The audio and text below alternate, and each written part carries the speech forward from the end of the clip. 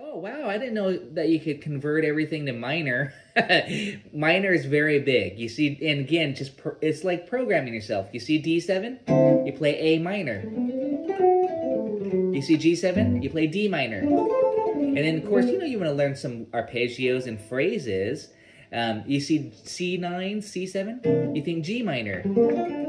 Even if it's not written on the chart, those are the quick things that a lot of jazzers do and bebop players, is that they insert 2-5, 2-5, like you're doing a 2-5. So you say, okay, I see a dominant chord, I go up a fifth, perfect fifth, and play minor 7.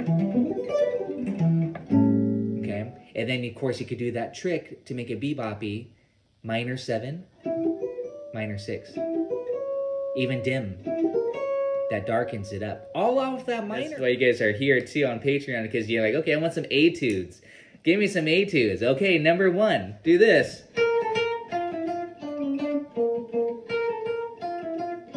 Be able to do that all over, just face value.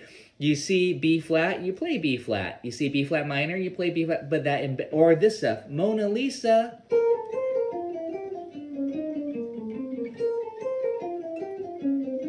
I know many of you have gone through my boot camp materials, that type of thing, where it's pretty like, it's written. You can do that stuff and apply it from other songs into this song. So just to demonstrate that with the backing track.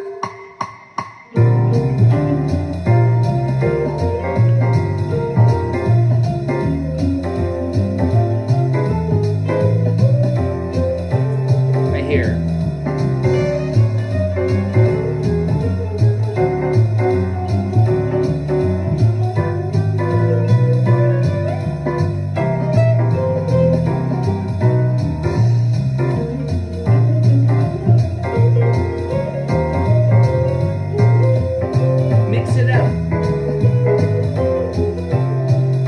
Arpeggios.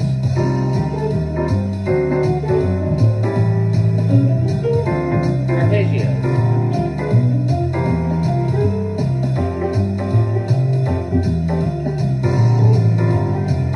Minor.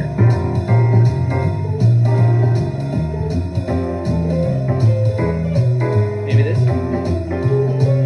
Here we go. This.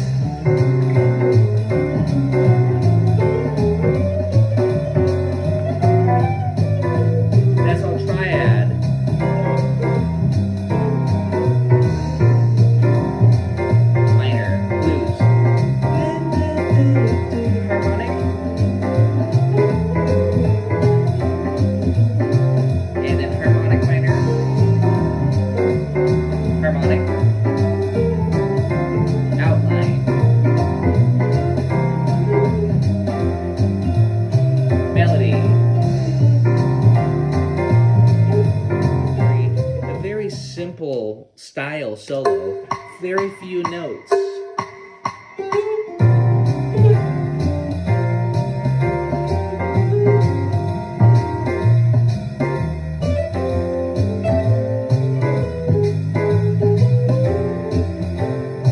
And maybe a little that bebop here.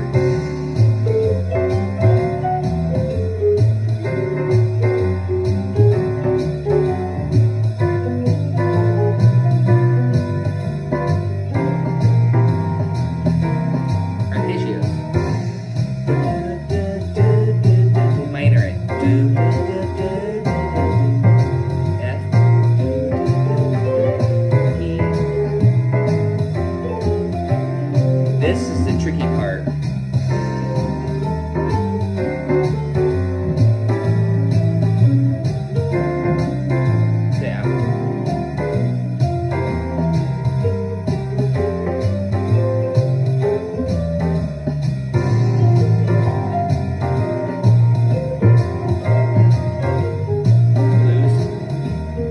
Harmonic minor. Now I'm mixing and matching. Whole tone. As earlier, we have 4 bars on D7. I started on A minor. 7. And then I went to D7. Like it's a 2-5. 2, 5. So I went A minor 7 first, even though it's not written there on the chart, I'm superimposing A minor. So I see D7 here, I'm thinking A minor 7. And then D7. And then that's where I did some substitutions after. I did F sharp half dim. And then here I did A minor 6. Same idea. So I'm just kind of mixing and matching to get some different designs. And of course, it takes you across the fretboard as well if you want to be thinking all those different arpeggios. And then once I see that G7, I'm thinking the same thing. D minor 7. B minor 7 flat 5 or G7. It's kind of like you see one chord, but then you know your possibilities that you can be using. First choice is definitely D minor. Again, you see G7, still I feel the, but you can go 2-5 2-5, still I, see, D minor 7. So again, I just think D minor 7 to G7, and that's kind of sounds like a bebop line there. Do do do dee ba da bum, and then move it to G minor, and then back to Lips That Once Were Mine.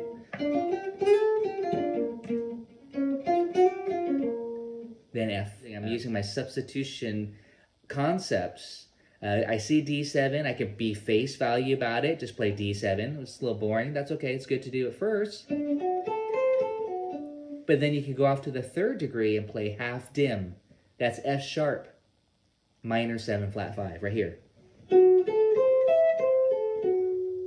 And then you can go to the fifth, A, and play A minor 6. A minor 6 is equivalent to F sharp minor 7 flat 5. They're the same chord. You know, so if you think about it like this, here's D7 or D9. Here's A minor 6. Well, A minor 6 can also be called F sharp minor 7 flat 5. So those are some things that you could be thinking on the D7. 1, 2, 3. Here's A minor 6. A minor 7.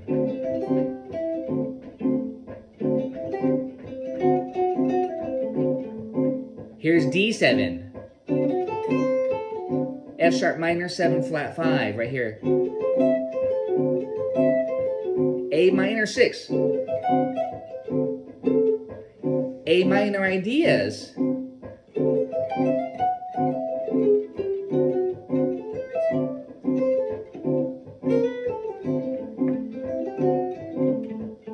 You may go.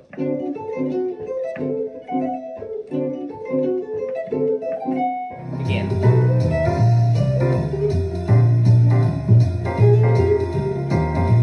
A lot of repetition.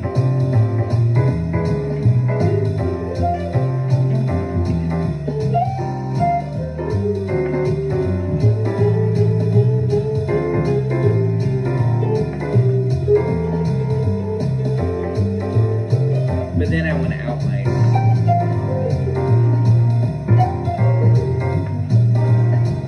If I turn off the backing track and just noodle with the blues scale, you'd have no idea about what chord I'm on. That's a beautiful thing about those arpeggios, is that you can hear. You can hear the chords.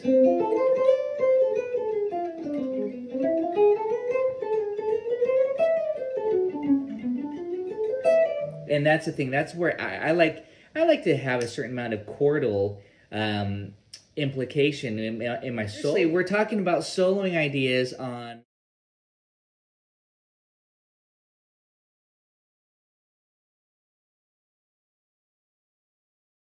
We're in the key of F, right? And this is tricky. You might not have known that. Because if you look at the first chord, it's B flat. And a lot of people are like, oh, we're in the key of B flat. That's not always true. You can't think that the first chord is the key you're in. It's always the last chord, and not the turnaround chord. So not this F7 chord, but F6. We're in the key of F. I'll see you in my dreams. Thank you, good night. That has to feel like we're home. You wouldn't go, see you in my dreams, and go to the B flat. That's the 4 chord. You've got to end on the 1. So again, that's important to know what key you're in. So let me give you a quick analysis of this song. We have the 4 chord. Then we have the minor 4. That's very, very common. That borrowed 4 chord. It's kind of a bittersweet flavor, I always say. And especially in these old songs, I'll see you in my dreams after you've gone, Moon Glow. It's just Stardust. These are all songs that go 4, minor 4, 1. It's a formula. It's a key we're in. But then it does this little kind of a side slip to create some tension, the E7 back to F. But E7 is the 5 of A minor. So here's one of my favorite little soloing tricks on this part here, F6 to the E7 to F6. To me, what that sounds like is this scale. Harmonic minor. Which harmonic minor? I like to solo using an A harmonic minor scale over the F6, E7, F6 portion. I'm thinking A harmonic minor, like I'm playing minor swing. So that's kind of just an isolated, cool little hack there, I guess you could say. And then it goes to the D7. This is a complex song, a lot of secondary dominance. D7 is the 5 of G, and G in the big picture of F is the 2. So it's a 5 of the 2 chord. That is a secondary dominant. And because 2 is minor in the key, if you were to run a scale, that's where I would run G harmonic minor. So again, when we're jamming with the backing track, we've got the 4, the minor 4. By the way, my favorite scale for the minor 4, when I know, see, this is what I'm saying, it's nice to know how the chord functions, because for me, I've cataloged these chord functions with their related scales. And when I have a minor 4 chord, melodic minor. So I'll demonstrate that. And this is where I use my loop pedal. Of course, it's just a standalone because, you know, we might be playing minor swing. But here's B flat minor. Here's B flat melodic minor. On the minor 4 chord, do you want melodic minor or just a plain old Dorian? What about the blues scale? You know, again, I'm just isolating these. Here's B flat minor blues.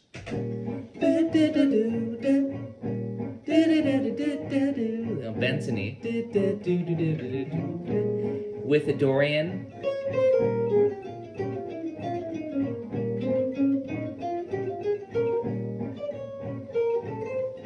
There's that melodic minor. So again, now I'm demonstrating just isolating, because there's a lot of chords. I'm demonstrating isolating this progression. So now, of course, this is just, it's nice to have a loop pedal, because now I can go, oh, okay, I'm going to go, I'll see you in my dreams, I'll go like this.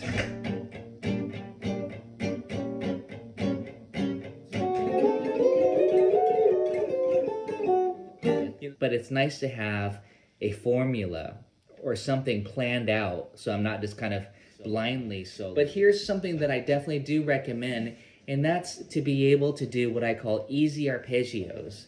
B flat 6.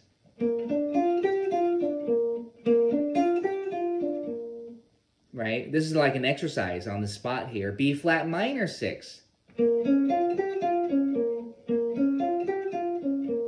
And then this, get ready for the quick change here. F6 to E7 to F6.